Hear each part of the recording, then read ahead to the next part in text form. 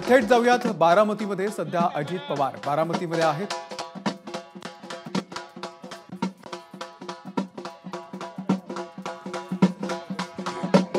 राज्याचे उपमुख्यमंत्री अजित पवार सध्या बारामतीमध्ये पोहोचलेले आहेत। आज ते बारामतीच्या दौऱ्यावरती आहेत। आपल्या कार्यकर्त्यांशी संवाद साधणार आहेत। लोकांचे प्रश्न सुद्धा ते समजून घेतील। त्यासोबतच आज संत तुकाराम महाराजांची पालखी सुद्धा त्या पालखीमध्ये सुद्धा ते सहभागी होणार आहेत। अर्थसंकल्पामध्ये महिलांना यावेळी मोठा वाटा दिलेला आहे। त्यांनी लाडकी बहीण या योजनेच्या निमित्तानं महिला बारामती एअरपोर्टवरती अजितदादा यांचं औक्षण करून स्वागत करणार आहेत।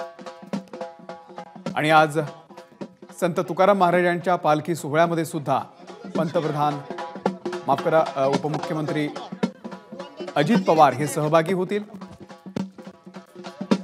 आपण बघतोय महिला त्यांचं स्वागत करताय। लाडकी बहीण योजना त्यांनी या अर्थसंकल्पामध्ये मांडली आणि या निर्णयाचं स्वागत करण्यासाठीच काही महिला अजित पवार यांच्या स्वागतासाठी सध्या बारामतीमध्ये पोहोचलेल्या आहेत।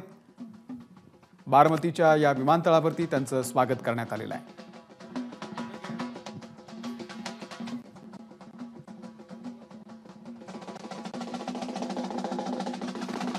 गोविंद शेळके आपले प्रतिनिधी या संदर्भातले अपडेट देण्यासाठी आपल्या सोबत आहेत। गोविंद, अजित पवार सध्या बारामतीमध्ये पोहोचलेले आहेत।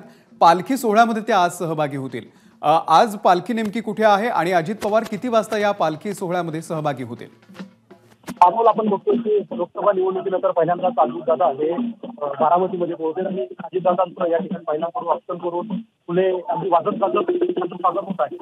इथून एअरपोर्टहून ते अजितदादा हे संत तुकाराम महाराजांच्या पालखी सोहळ्यामध्ये सहभागी होणार आहे। संत तुकाराम महाराजांच्या पालखी सोहळ्यात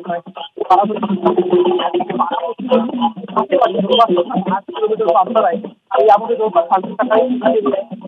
काटेवाडी हे पवारांचं मूळ गाव आहे। या गावापर्यंत अजित पवार हे या पालखीसोबत चालणार आहेत। आता ते एअरपोर्टवर आहेत। एअरपोर्टवरून ते पालखीकडे जातील आणि पालखीमध्ये चालत ते आपल्या मूळ गावी म्हणजे काटेवाडीकडे येतील। अमोल, गोविंद, धन्यवाद दिलेल्या या संपूर्ण माहितीबद्दल। तर अजित पवार यांचं महिलांकडून स्वागत केलं जातंय। लाडकी बहीण योजना त्यांनी आणलेली आहे।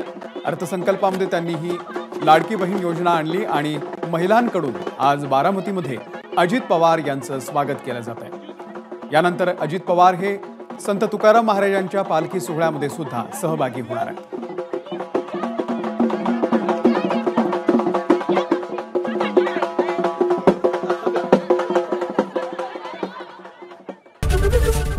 एबीपी माझा, उघडा डोळे बघा नीट।